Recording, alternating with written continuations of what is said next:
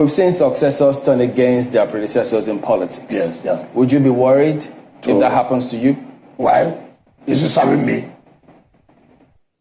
Was he born to serve me? He was told to serve the state. The problem we have, or leaders have, is that look, you succeeded in supporting the person to be in office, right? What you did, is it for him to fail or to succeed? On the 10th of October 2023, the controversy between Wike and Fubara ceased not to end. The president of Nigeria, Bola Ahmed Tinubu, waved into the matter at some point. They gave some details, like, was it 7 points agreement, which Fubara went into. If you have checked our videos in the past, you will understand that there was some time that I said Fubara has committed a suicide, a political suicide, for accepting those agreements. But looking at it, again from another hand, it was like Fubara was playing a game with the devil, and it's something that we seem not to understand the whole nitty-gritty behind all of this. Now, almost 2 years down the line, Wike has decided not to let go of his predecessor. The unfortunate thing here is this: the people of Rivers State are the ones suffering. The people of Rivers State are not complaining for in the way in which the current governor is behaving or governing the people. There have never been any time where any group of people come out to protest in Rivers State as a result of poor leadership of the governor. But it has been that you don't touch my structure. Which structure is Wike talking about that is making Rivers State ungovernable? Today, we have seen in the news that the pipeline in one of the local governments that take crude of Nigeria, of the Rivers people, has now been blown off by unknown gunmen. And this is just less than 24 hours after the impeachment procedure for the governor of Rivers State was enacted by the pro-Wike lawmakers.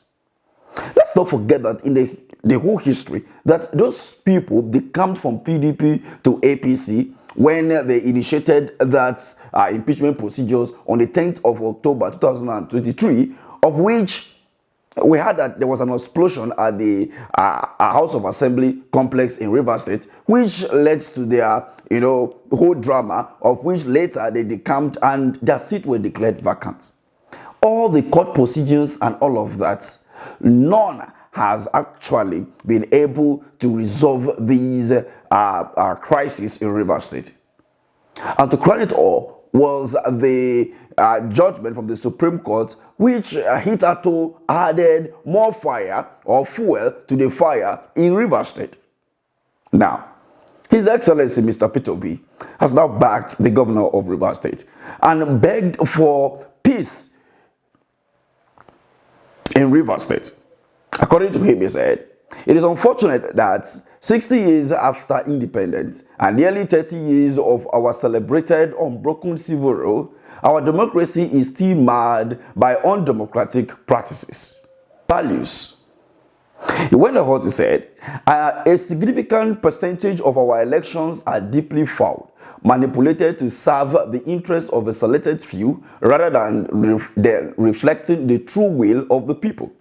Governance at most level does not reflect the genuine values and aspirations of the people because the welfare of the citizen is often neglected in practice. Looking at the ongoing crisis in Rivers State, we see yet another glaring example of how our democracy and governance is not serving its purpose. And it's not about improving the measurable indices of development, talking about education, healthcare, and lifting people out of poverty, but rather for reasons that do not in any way benefit the people of Rivers State and Nigeria in general. I fully understand the impact of what is happening in Rivers State. The real losers are the people, their welfare, and the future of the society their children will live in. My respectful appeal to all those involved is to reconsider their position and reflect on the grace God has bestowed upon them as leaders. They must think about the suffering people of Rivers State and work towards a better future for their children. Commitment remains to continuously remember them in earnest prayers and to advocate for their well-being. I also appeal to well-meaning Nigerians and the federal government in the spirit of true democracy and good governance to use their office to restore normalcy and bring an end to this crisis. A new Nigeria is possible. Pew. Wow. Looking at this now, who is even supposed to be your president? Just like we saw the issue of the copper girl who criticized the president and said, the president is terrible, which we all know. He is a terrible president. But instead of even, I'm a terrible president. Oh, please, can you come to the villa? Let's have a chat. How have I done, within the last 2 years that is so bad that you call me a terrible president? What are your ideas? How can we even move this country forward? I think that is even better politically way of appealing to the conscience and the minds of Nigerians than the shenanigans that is going on within the last 48 hours. Anyway, back to this whole issue. It's the same scenario that we are seeing here. It is not for the betterment of the River State people. It is just for the betterment of the political elite, which I have always been talking about. The 1% that have been ruling this country is the reason why the country has not been going forward. And until the masses, the people who actually have the power, decide to withhold that power, decide to go full out for these people, Nigeria will remain backwardness in all they do. So, what is the way forward? The way forward here is for the people of Rivers State to make sure that this whole crisis comes to an end this week. Enough is enough. This is not to call for any form of, violence, protests, and all of that. Since protests in Nigeria have now been seen as a treasonable practice or, whatever.